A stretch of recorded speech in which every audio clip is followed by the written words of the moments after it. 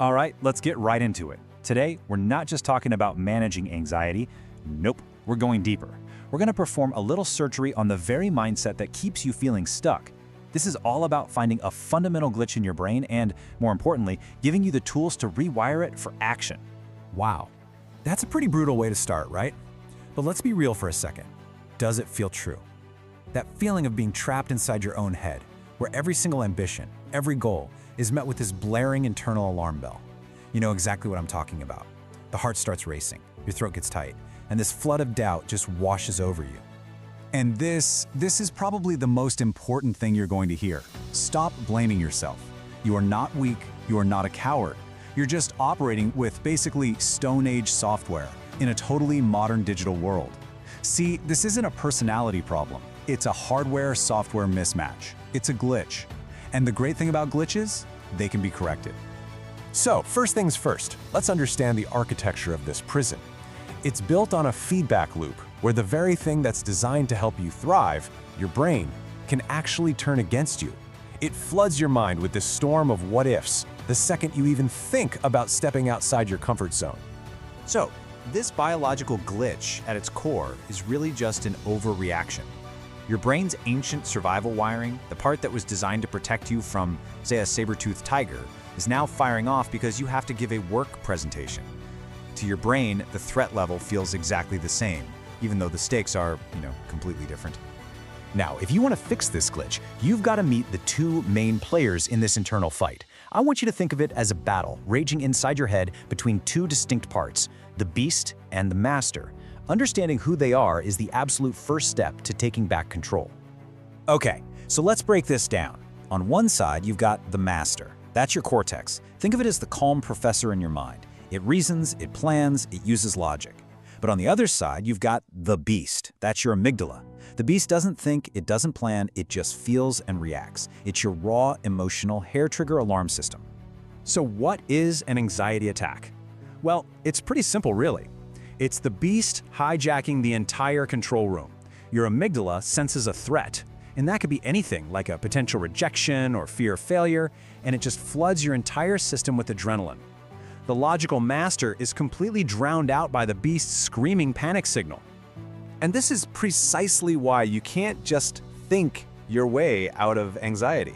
I mean, trying to reason with a panic attack is totally useless. It's like trying to have a polite, logical debate with a screaming fire alarm. It's just not going to work. The only real long-term solution isn't to argue with the noise, but to go to the source and actually retrain the system that keeps triggering it. All right, we've diagnosed the problem, we know the players, now it's time to arm you for the fight. And listen, these aren't just little coping mechanisms. These are powerful tools designed to fundamentally rewire that glitch for good. Funny enough, it's the master, your logical cortex, that actually creates the seeds of anxiety with this exact kind of thinking. Every single what-if is like a little seed of doubt. You plant it in your mind, you water it with your attention, and then you're surprised when your mind is a garden overgrown with fear. This is the loop we have to break. And here it is, your weapon. It's simple, it's a little stark, and it is unbelievably powerful. The cure for that endless spiraling cycle of what if is the ultimate pattern-interrupting question, so what? This is your tool for completely dismantling your fear of the unknown. So let's walk through how this actually works. First, you look that worst-case scenario right in the eye, no flinching. What if I fail the presentation? Okay, fine, I fail. Then you hit it with the question, so what? Well, I'll probably feel embarrassed for a day. I'll learn what not to do next time, and I'll be right back where I am now, but a little bit smarter. And just like that, the fear starts to lose its power, because you realize the outcome is totally survivable. But why is this so incredibly hard to do? Well, it's because we are literally addicted to comfort. Think about it. Every time you feel that spike of anxiety and you retreat, you don't make the call, you skip the social event, you're giving the beast a little treat. You're teaching your brain that its fear was right and that avoidance is what keeps you safe. It's like you're sitting in a beautiful golden cage with the door wide open, but you refuse to leave. And this leads us to a really hard truth. The only way to break that addiction and actually rewire your brain is to do the scary thing, period. You have to willingly expose yourself to that discomfort over and over and over again until your brain literally gets bored of sending the fear signal. It doesn't learn from you thinking about it, it learns through action. Now, confronting your fear is one thing, and that's half the battle. But you also have to stop feeding the anxiety machine in the first place. And that means taking a good, hard look at the inputs you're giving your brain every single day. Seriously, think about it. Are you living a high-anxiety lifestyle and then wondering why you feel anxious all the time? A constant diet of digital noise from endless scrolling, chemical chaos from things like caffeine and sugar that literally mimic panic symptoms, and a total lack of silence. All of it keeps your nervous system on high alert. You can't control the output if you don't control the input. So here is your first, simple, actionable challenge. 15, that's the number.